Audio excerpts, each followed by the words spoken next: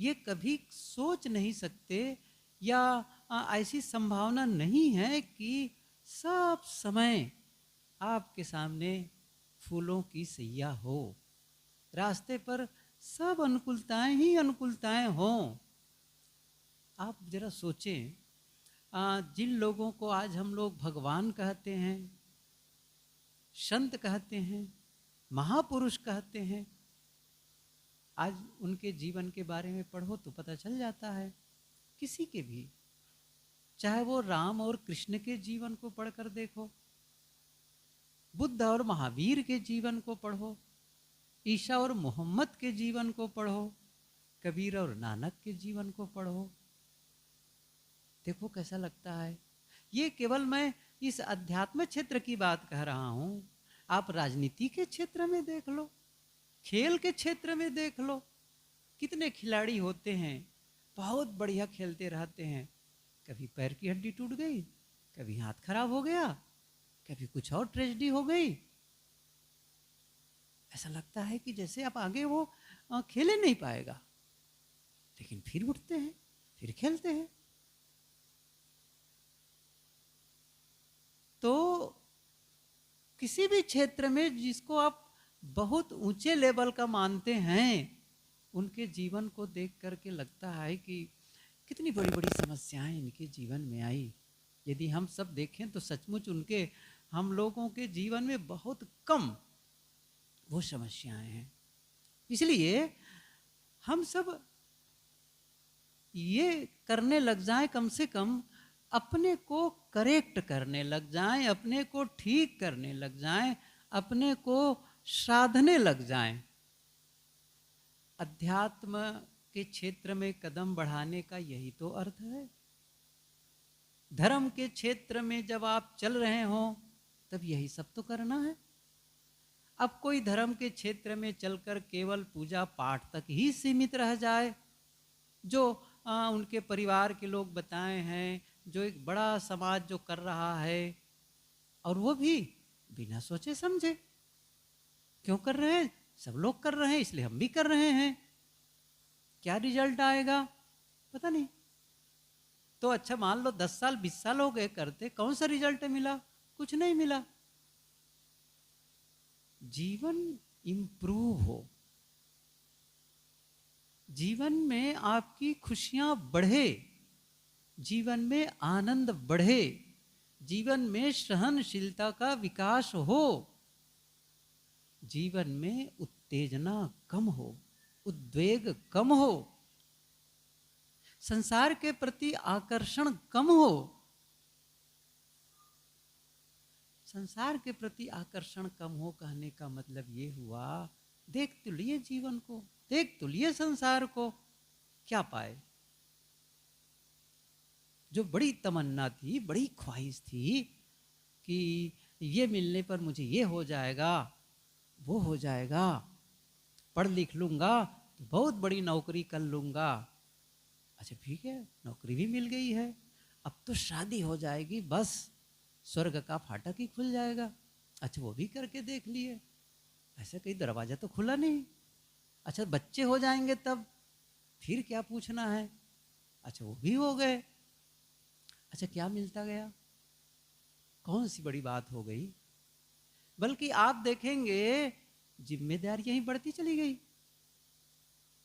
मतलब ये करो ये करो ये करो, पहले तो हम अकेले थे, झंझट खत्म रहा, अब उनको संभालो, उनको मनाओ, उनकी इच्छाओं की पूर्ति करो, क्या पा गए। और चाहे जितना आप बेहतर से बेहतर कर डालें, हो सकता है आप ज्यादा धन कमा करके अब बढ़िया से सेटलमेंट हो भी जाए, लेकिन अंततः क्या होगा, अंततः क्या होगा, एक समय तो वो आएगा, वो संबंध खत्म होगा, वो होगा किसी न किसी रूप में होगा।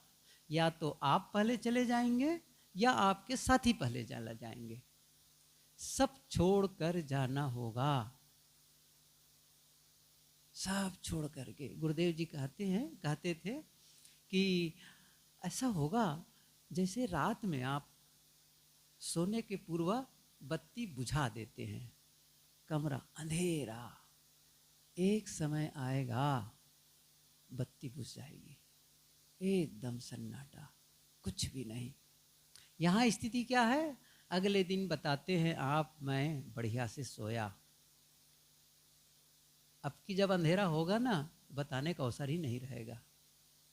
हाँ, आप बता ही नहीं पाएंगे। एक नींद है जो छोटी मृत्यु है, और जो मौत है ना, वो बड़ी नींद है, बड़ी नींद है। इसमें भी सब कुछ भूल जाते हैं, उसमें भी सब कुछ भूल जाते हैं, सब कुछ छूट जाता है। गहरी नींद में जाते हैं तो फिर कुछ तो नहीं रहता है। अभी 2-3 दिन पहले ही गुरुदेव जी से सुन रहे थे कि सुबह के सत्र में रात में सपना देखते हैं, और सपना में ऐसा लगता है बहुत कुछ मिला, बहुत कुछ खोया। कभी खुशियाँ, कभी रोए, कभी कुछ किए, कभी दुखी हुए, कभी प्रसन्न हुए, बहुत सारी घटनाएं घटती हैं। और जब तक सपना देखते रहो तब तक नहीं लगता कि ये गलत है। अच्छा, आपको लगता है ये गलत है, तब तो जागे हुए हैं आप सही है ना, तब तो आप जागे हुए हैं। जब तक आपको सपना दिख रहा है, सपना है, तब तक क्या लगता है? ये सच है। और सचमुच रोते हैं उस समय। आप देख लीजिए, ये तो सबका अनुभव है, मैं अकेले हूं क्या? उस समय सचमुच, यदि उस समय कोई आदमी भयभीत और भागा जा रहा हो, और कहीं अचानक कोई जगह देखना हो, कैसी उनकी दशा होती है, जैसे कोई बिल्कुल रियल में वो दौड़ता है, परेशान होता है। क्योंकि जो मन की दशा होती है ना, वो शरीर उसके अनुसार रिएक्ट करता चला जाता है। लेकिन जागने के बाद में क्या लगा? सब झूठा, सब झूठा। बस यही होने वाला है। आज जो देख रहे हैं ना, जागते जागते सपना, समझ रहे हैं ना? आज जो जागते जागते सपना देख रहे हैं ना, क्या अभी झूठा लग रहा है? झूठा लग रहा है। लेकिन कोई तो है जिनको झूठा लगता है कोई तो है जिनको झूठा लगता है। मतलब जिनको लगता है ना, वो जागे हुए, समझो, वो जागे हुए हैं। मतलब उनको क्या लग रहा है? ये नहीं रहने वाला है, एक दिन ये शून्य होने वाला है, एक दिन ये शून्य होने वाला है। क्यों? अच्छा, इसको मैं इस ढंग से समझाऊं और क्लियर हो जाएगा। आज से 5 साल पहले, 10 साल पहले आपके जीवन में कुछ तो समस्या रही होगी, कुछ तो ऐसी घटनाएं घटी होंगी जो आप परेशान हुए होंगे, कुछ ऐसी बातें रही, और वो दिन खत्म हो गए। आज उसको याद करो तो क्या लगता है? कुछ लगता है? कुछ परेशानी होती है? या फिर अच्छे दिन भी हुए थे, जिस दिन आप बाराती गए, केवल अपना ही नहीं, दूसरों का भी, दूसरों का भी सज धज के जाते हैं। गुरुदेव जी कहते हैं ना, बारात में जाने वाले हर आदमी दूल्हा की तरह सजता है अपने पास कपड़े अच्छे ना हो तो दूसरों से मांग लेता है, सज के जाता है जैसे सभी उनको देखने वाले हैं। और फिर क्या होता है? दूल्हा दुल्हन मिल गई, फीकी परी बारात। दूल्हा दुल्हन एक दूसरे मिल गए, और बाराती बेवकूफ़ बन करके लौट आए, कुछ नहीं पाए क्या मिला? अब उस समय आपको आनंद अनुभव हुआ था, पहला बच्चा हुआ, आनंद अनुभव हुआ था। आज क्या है बताओ? गुरुदेव जी की प्रवचन सुने होंगे वो लोग, कभी कभी ये बात भी सुने होंगे, जिनकी उम्र 60-70 की हो गई है, उनसे पूछो, एक बार आप दूल्हा बने थे, कैसा लगता है आज? क्या कहेगा? अरे छोड़ो, मत याद करो, उसको ठगा गए है ना? तो दूल्हा बने थे एक दिन दूल्हा राजा, बाकी बस खींचो गाड़ी, खींचो गाड़ी। मैं देखो, इसको मैं ऐसा नहीं कह रहा हूं कि आप गलत कर लिए हैं, मैं इसलिए कह रहा हूं आप झांके उस वास्तविकता को देखें। जिन बातों को लेकर के आंदोलित होते थे, चाहे सुख में चाहे दुख में, आज उनका कोई महत्व नहीं रह गया है, कोई महत्व नहीं रह गया है। ऐसे ही आज जिन बातों को लेकर के परेशान हैं, यदि हम 10 साल बाद भी जिंदा रहें और याद करेंगे तब क्या लगेगा? क्यों बेकार परेशान हो रहा था, ऐसा कुछ था नहीं। और जब अंत होगा तब, अंत के समय में कल्पना करिए, किसी ने आकर आपको बता ही दिया बस आज अंतिम दिन है, या फिर ज़्यादा टाइम लेना चाहते, 1 सप्ताह बचे हैं आपके जीवन का, छोड़ो आज ही में, तो घबरा जाएंगे, तो फिर आप तो बिना भोजन का किए भाग जाएंगे, तो ये नहीं कहा जाएगा। आपको ये कहा गया कि भाई 1 सप्ताह का और दिन बचा है आपके जीवन का, पक्के रूप से। तो क्या वो जो 1 सप्ताह जिएंगे वही गाफिली में जिएंगे जो पहले जीते रहे हैं? क्या वही ढंग होगा जीने का, वही बोलने का ढंग होगा, वही व्यवहार करने का ढंग होगा? बदल जाएगा एकदम। ना आपके मन में किसी से लड़ने झगड़ने का मन होगा, ना आपको ये लगेगा कि मैं ये कर लूं, वो बढ़ा लूं, वो कर लूं, क्योंकि मैं किसके लिए क्या करूं। जब आपका शरीर नहीं रह जाएगा, मृत्यु हो जाएगी, जैसे आपका परिवार वैसे दूसरे का परिवार, जैसे आपका देश वैसे दूसरा देश, आपका घर दूसरा घर, खाक में जब मिल गए दोनों बराबर हो गए। कितने मुफलिस हो गए, कितने तवंगर हो गए, खाक में जब मिल गए दोनों बराबर हो गए। कितने धनपति राजा और कितने गरीब से गरीब, दोनों मिट्टी में मिल गए। यहाँ उनकी कब्र है, यहाँ इनकी कब्र है। अब वो कह नहीं सकता मैं राजा हूँ, अच्छा वो नहीं कह सकता हाँ हुजूर आप राजा हैं, कुछ नहीं। दोनों, शमशान का मतलब है शमशान, जहाँ सबकी शान मर्यादा सम हो जाती, बराबर हो जाती है, वही तो शमशान है, यही ऊंच नीच है। बस वह दिन आने वाला है, वो दिन आने वाला है। बस आज काल दिन कईक में अस्थिर ना ही शरीर, कहाँ ही कबीर कस राखी हो कांचे बासन मीर। सदगुरु कबीर कहते हैं आज काल दिन कईक में अस्थिर ना ही शरीर, ये शरीर स्थिर नहीं है आजकल कुछ दिनों में। कहाँ ही कबीर कस राखी हो कांचे बासन, घड़ा मटका कच्चा है, उसको आग में पकाया नहीं गया है, अच्छा उसमें पानी डाल दो, कितना समय, बस कांचे बासन नीर। ऐसे ही है हमारी स्थिति, इस शरीर की दशा, और इसके लिए हम इतना परेशान। क्या मैं ये कह रहा हूं कि आप काम धाम छोड़ दें, परिवार छोड़ के भाग जाएं या कुछ करें? नहीं, इस समझ के साथ जिए, इस समझ के साथ, साथ है एक दिन साथ छूटेगा। मुझे किसी से उलझना नहीं है, काम करना है, सबके साथ सुंदर व्यवहार करना है, क्योंकि एक दिन तो छूट जाने वाला है, थोड़े दिन का संबंध है।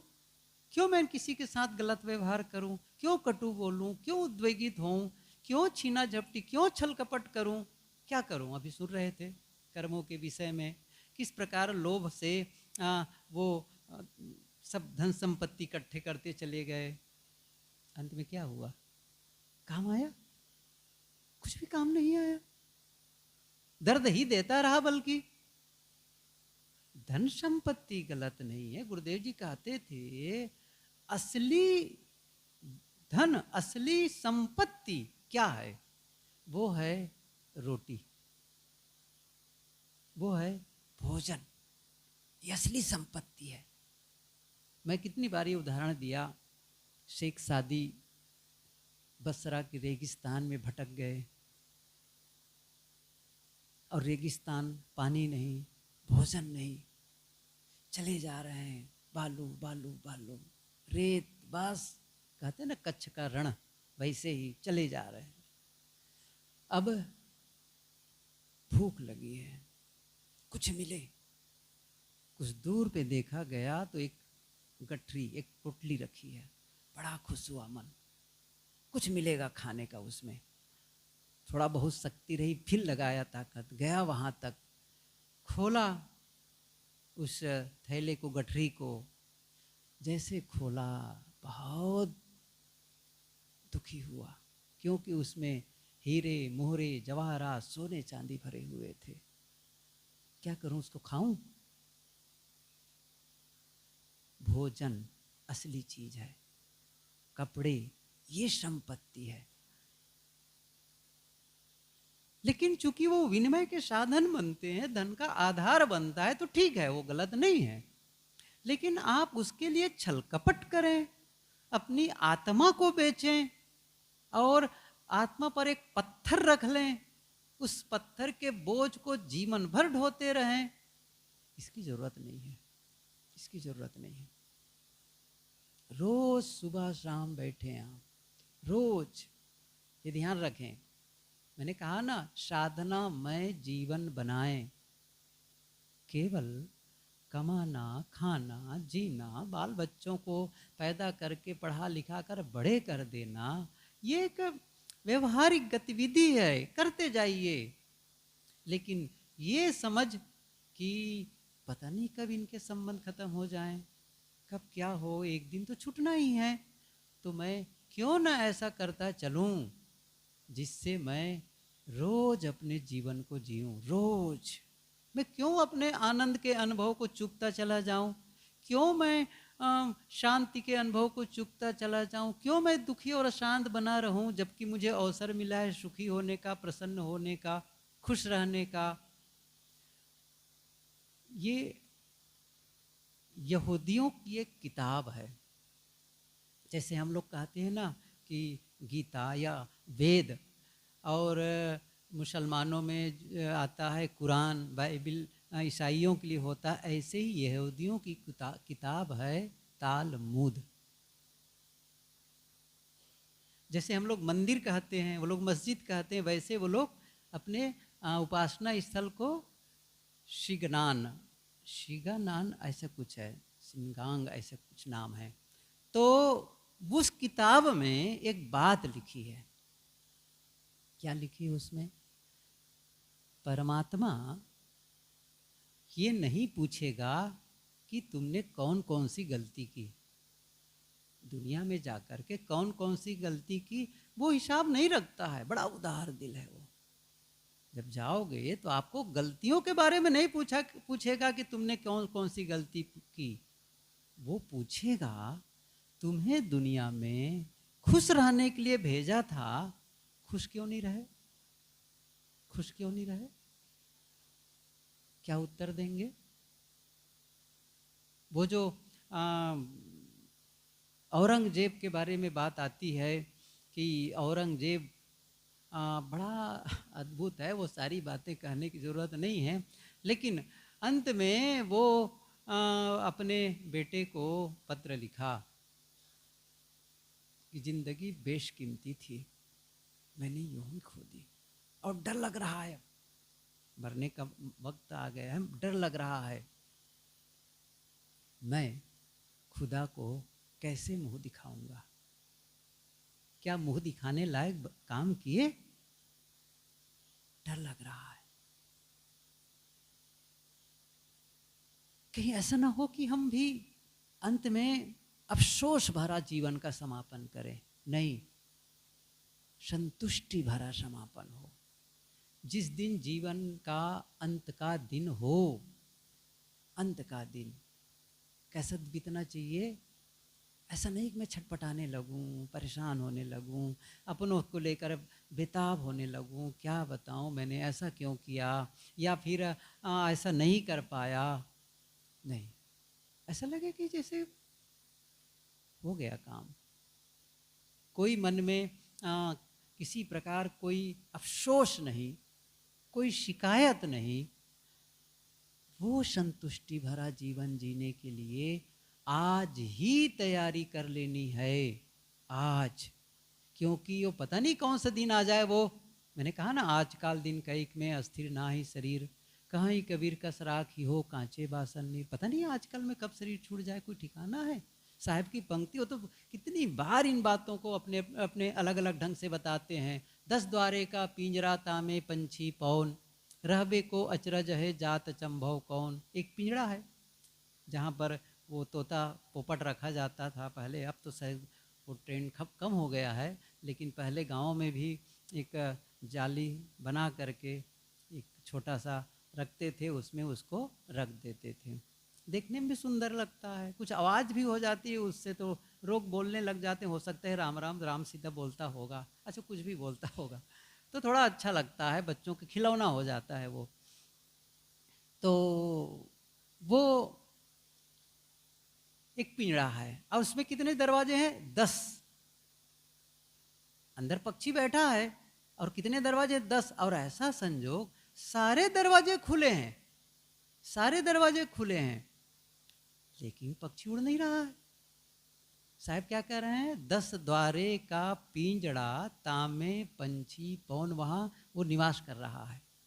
रहबे को अचरज है, सारे दरवाजे खुले हों तो उसका रहना आश्चर्य है ना। जात अचंभव कौन, यदि उड़ के चला जाए तो कौन सा आश्चर्य है। हमारे शरीर में कितने दरवाजे हैं?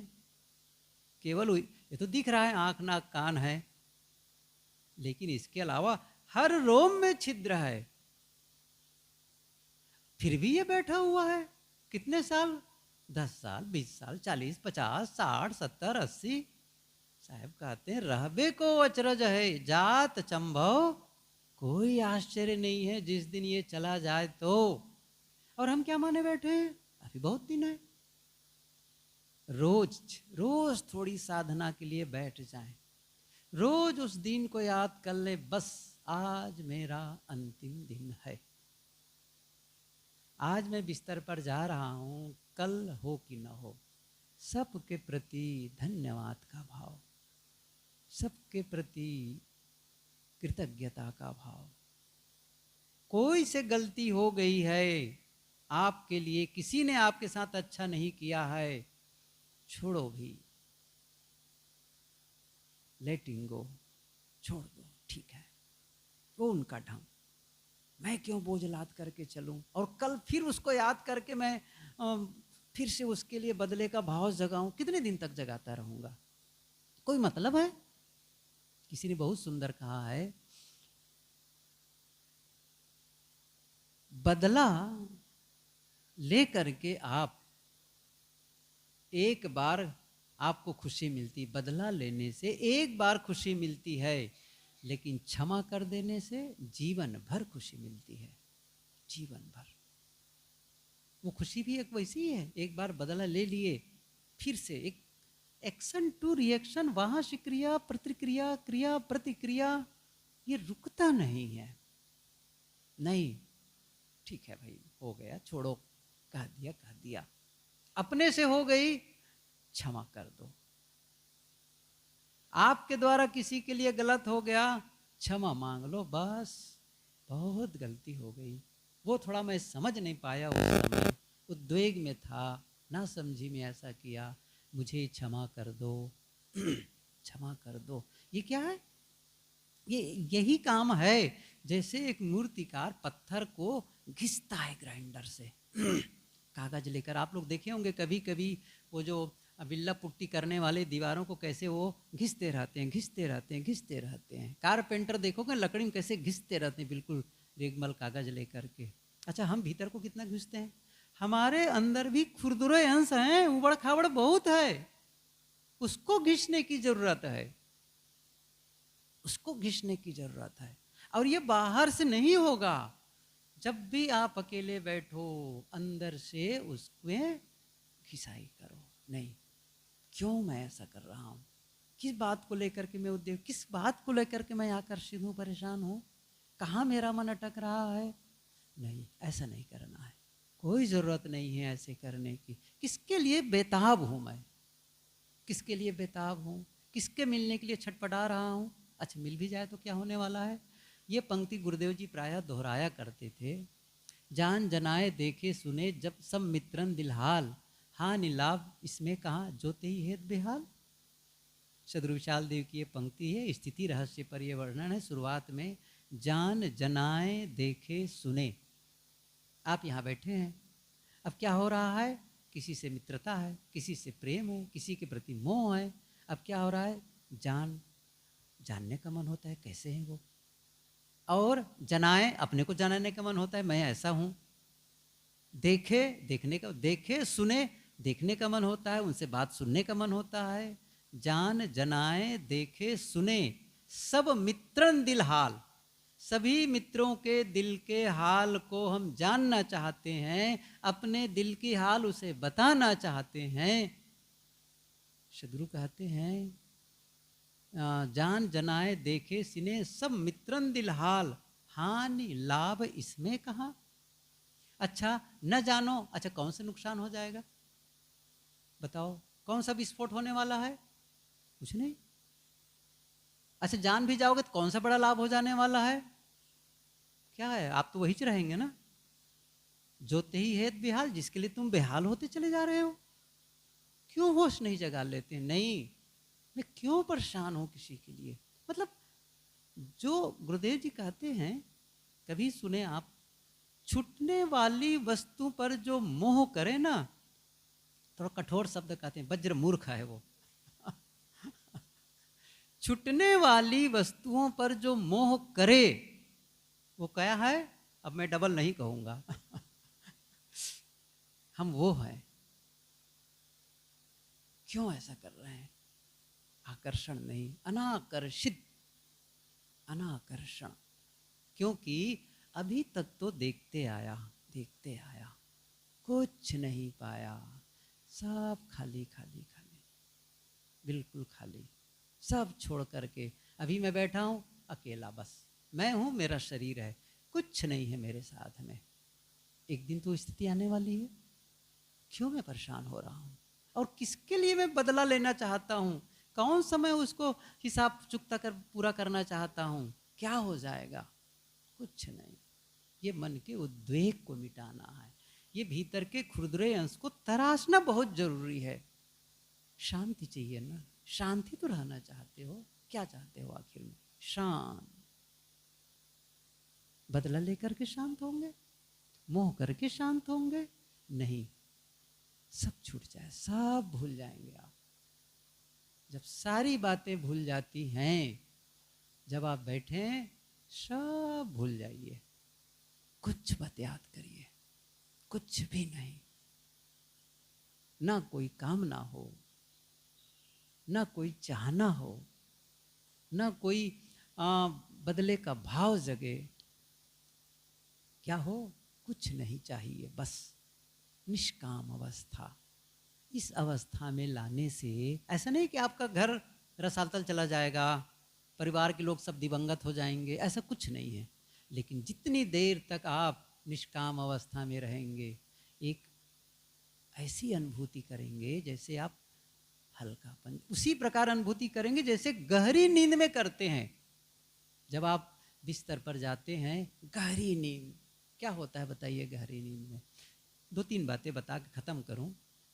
एक आदमी जिसका लाखों करोड़ों रुपये का नुकसान हो गया है, चाहे वो सौदा किसी कारण से, या आग लग गई, या किसी ने धोखा दे दिया, या कोई ऐसा डिजास्टर हुआ कि उसके जितनी, जैसे लाख वाला है तो लाख के लिए करोड़ हो सकता है, 10 करोड़ हो सकता है, इतने का उनको नुकसान हो गया है। और कोई होगा जिसका अकेला बेटा, एक अकेला, वो मर गया। कोई ऐसा भी होगा जो एक्सीडेंट हो गया है, पैर की हड्डी टूट गई है। कोई ऐसा भी होगा आज पहला दिन, आज शादी हुई है उसकी, या आज पहला बच्चा आया है। इस प्रकार से अच्छे बुरे सब घटनाएं घटी हैं। जितने लोग हैं 5-10 लोग, और सब के सब गहरी नींद में चले गए, एकदम गहरी नींद में। क्या वहां पर वो लाखों रुपये करोड़ों रुपये का नुकसान याद है वहां पर? नहीं। क्या वो पुत्र वियोग का दुख है? नहीं, सब भूल गया है। क्या वो शादी का आनंद वहां कोई मना रहा है? भूल गया, सब सब भूल गया है। क्या है? कुछ भी याद नहीं है, न वो दुख है न वो सुख है, न वो आनंद है न वो पीड़ा है, सबसे अलग। गहरी नींद में आप चले गए और जब जागे गहरी नींद में सोया, सब भूल गया। कितना अच्छा क्षण था। जो आप गहरी नींद में दुख सुख को भूल करके अलग चले गए थे, वो आपको जागते जागते करना है। और इसके लिए रोज बैठो, रोज कुछ याद न रह जाए, न दुख याद रहे, न सुख याद रहे, न अपना याद रहे, न पराया याद रहे। शांत शांत। ये नहीं करेंगे और ये हम हजार बताते रहें कि मैं धार्मिक आदमी हूँ, मैं सत्संगी हूँ, मैं साधु हूँ, मैं भगत हूँ, बताते रहो, लेकिन है उसी के लिए, है उसी के लिए, उसी अवस्था में पहुँचने के लिए है। यदि हम उस अवस्था की ओर कुछ कुछ कदम बढ़ा रहे हैं, कुछ कुछ उधर आगे जा रहे हैं, तो समझ लीजिए हमारी ये आध्यात्मिक यात्रा सार्थक है। और नहीं तो कुछ ऐसे ही आज कल शिव क्या शंकर का कल का दिन है, सोमवार आएगा, कुछ पूजा कर लिए, अच्छा थोड़े दिन के बाद में कृष्ण आ जाएंगे, उसके बाद में गणेश आ जाएंगे, अच्छा उसके बाद में दुर्गा आ गई, अच्छा उसके बाद में राम आ गए, अच्छा आप कब आएंगे? सही है ना? आपको भी तो पैदा होना है कि सबको पैदा ही करते चले गए? आप भी पैदा करिए अपने आप को, सत्य का उद्घाटन करिए। तो ये जब करेंगे तो ऐसा लगेगा मैंने कुछ जीवन को सही किया, सही लाइनअप किया। इसी के लिए है, केवल इसी के लिए हम सब आते हैं। हम लोग कबीर से जुड़ते हों या किसी संत से जुड़ते हों, इसी आशा से जुड़ते हैं कि हमें भी उस सत्य के करीब पहुंच जाएं, सत्य का अनुभव कर ले जाएं। वो गहरी शांति जिसकी चर्चा होती है, उस शांति को मुझे भी अनुभव करना